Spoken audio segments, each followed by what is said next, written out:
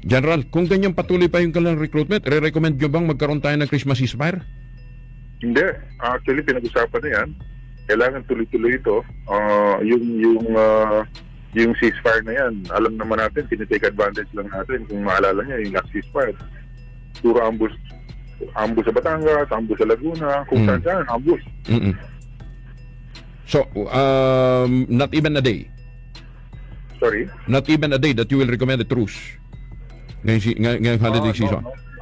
I hope si Presidente hindi maniniwala dito sa ano. Pero nakita mo, dun sa linya ng kanilang dahil ipit na sila, si Casino, ang sinasabi niya yan, dapat daw balikan yung usapang pangkapayapaan.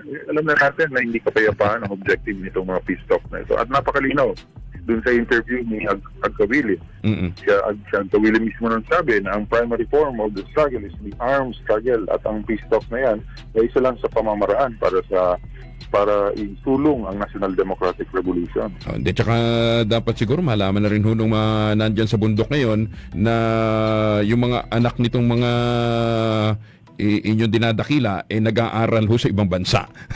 Dalawang miyembro ng NPA patay habang dalawang iba pa ang nahuli dahil sa matagumpay na operasyon. Dalawa patay, dalawa nahuli. Panoorin nyo itong nahuli, ha? Ng 27th Infantry Battalion sa Davao City. Ang AFP naman mas paigtingin pa ang programa laban sa mga rebelde. Tinuri ng City Government of Davao ang 27th Infantry Battalion sa kanilang matagumpay na operasyon kontra rebeldeng New People's Army sa sitio Tibulog, Barangay Mapula, Paquibato District, Davao City, kamakailan. Naging resulta nito ang pagkamatay ng dalawang miyembro ng NPA, maging ang pagkakahuli ng dalawang miyembro na nakilala na sila Nasria Bansil. Tingnan nyo, membro yan, ha? Membro. Kita nyo kung gaano kabata. At Jilujurain Ngoho, parehong scholar ng Mindanao Interfaith Service Foundation Incorporated. Scholar, ha? Scholar ito, ha? Scholar. Sasabihin na naman nila, diretag yun naman kami. OMSFI at part-time teachers ng mga lumad na nanirahan sa Haran Center Compound sa part-time teacher sa mga teacher. Davao City. Inamin nila Nasria at Jilly Jurain na miyembro sila ng rebeldeng grupo sa isinagawang press conference kaninang umaga. Ayon sa kanila ay may koneksyon sa NPA, ang MESFI at Haran Center sa UCCP. Grabe, mismong mga eskwelahan, ha? Pero yung todo deny pa rin sila. Wala kami kinalaman dyan. Mga idealistic lang talaga yan, kaya mga yan ang iniimbitahan. So gina-train yun me nga maghatag og mga pagtulunan nga pang partido, sama na lang sa pinaka-basic kasaysayan sa Pilipinas, tulo ka bata kang problema sa Pilipinas. Kanang armas, wala dyan may kanang training ba nga military nga kanang pusil-pusil gyud. So kanang wala jud ko unsa ni nakagunit gyud as in. Pero gina-practice na ko nila didto, gina-train ko as medic. Samantala, Grabe, isipin nyo, ayan, lantaran na, at punong-puno na ng ebidensya, okay, na ang mga eskwelahan ay napapasok ng NPA. Itong loko-loko na mga mambabatas ng Makabayan Block, todo deny pa rin, di ba?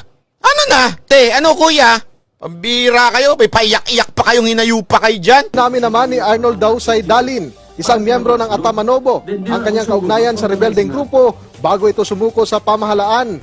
Ayon sa kanya, naging bahagi siya ng sabing grupo bilang Revolution Integration ng NPA. At Sabi nito sa Bahay Mala, may balita about sa NPA. PTB4 po kasi ito. scholar ng Community Technical College of Southern Mindanao o CTCSM. Mapokus ang estudyante nga mag-attend sa hingana mga kalihukan kaya naman dito sila mas dako og points labi na pag-attend og rally. Ayan. Dali, medyo kasi ito naman humaharang yung etong mali naman yung gumagawa ng graphics din nyo dyan sa PTB4. Huwag niyong ihaharang yung lower third nyo dun sa sinasabi ng tao. Pambihira kayo, Ayon. Ano daw sinabi? Kasali sa rally, hindi sasali, magbagsak ka o makakuha ng maliit na puntos. Pagka ikaw daw sumali, mataas na puntos mo sa paralan mo. Pag di ka sumali, ikaw makakuha ng maliit na puntos. Dito ang kung di ka mag-attend na, mas mabagsak ka dito, di ba kagamay ang imong points. Sinisiguro na alam mo, marunong din ako magbisaya eh. Akala ninyo, ha? Tama ng AFP na mas paigtingin pa nila ang kanilang mga programa laban sa insurhensiya upang wala nang ma-recruit na NPA. Educational institution, kung saan malaman talaga nila ano talaga yung mga modus operandi o ano yung mga means na ginagamit ng CPP, NPA para ma-exploit, magamit sila, no? Sila Nasria, Gilly Jurain at Arnold ay nakatakdang isama sa Enhanced Comprehensive Local Integration Program o ECLIP para makakuha ng mga benepisyo sa mga programa ng gobyerno sa mga dating rebelde. Ayan ha, tingnan nyo, isang guro ha. At talagang sinasabi nila, kami, NPA din kami nahuli. Ngayon, mismong kami, mga guro, nagtuturo kami. Oh, tas deny pa rin. Kaya nga ho, alam mo, ito ako nananawagan lang ako sa natin sa pamahalaan, lalo na ho sa militar natin. Siguro naman, sa dami ng ebidensya na nakikita ninyo na talagang eskwelahan ng tinatarget ng mga NPA, hindi ko alam kung dapat pasukin yun na talaga ho ang mga eskwelahan. Sana ho may balik na uli yung dating training, ROTC, CAT. Kasi talagang napasok na ho nila yan eh. Ilan na ho ang nahuli ninyong estudyante? Ilan na ho nahuli ninyong mga guro? Sana magising-gising na ho tayo at talaga magkaroon tayo ng sarili nating intelligence sa loob ng paaralan. Kasi wala hong iba makakapagpugsa niyan kung hindi mga kapwa din estudyante nila. Tandaan niyo ito mga kababayan kayo lalo na ako sa militar. Yung mga kabataan na yan, okay, lalo na yung mga nag-aaral sa mga scholar na yan, marami ho dyan ang galing sa probinsya, lalo na pag pumunta ho sa UP.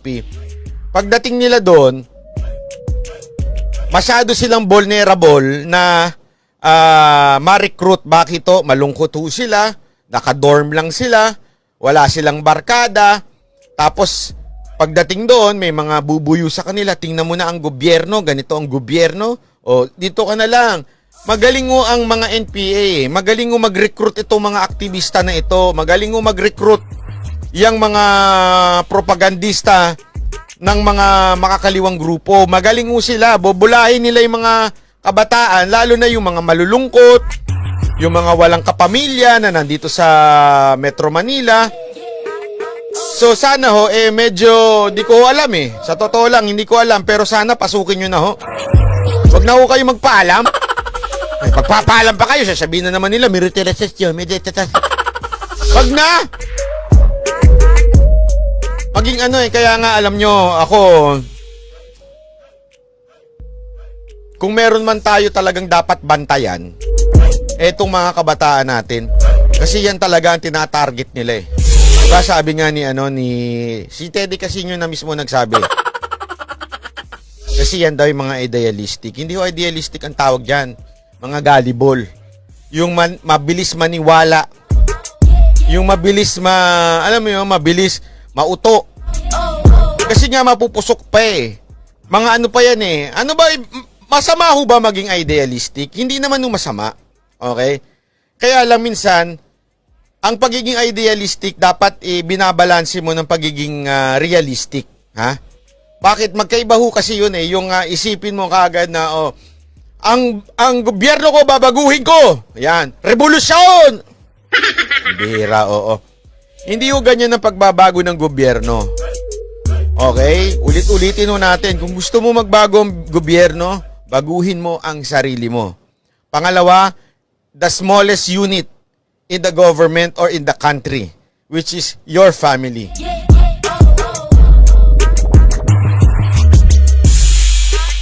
Alam niyo, kung ako lang talaga, pwede kong pasukin yung mga eskwelahan na yan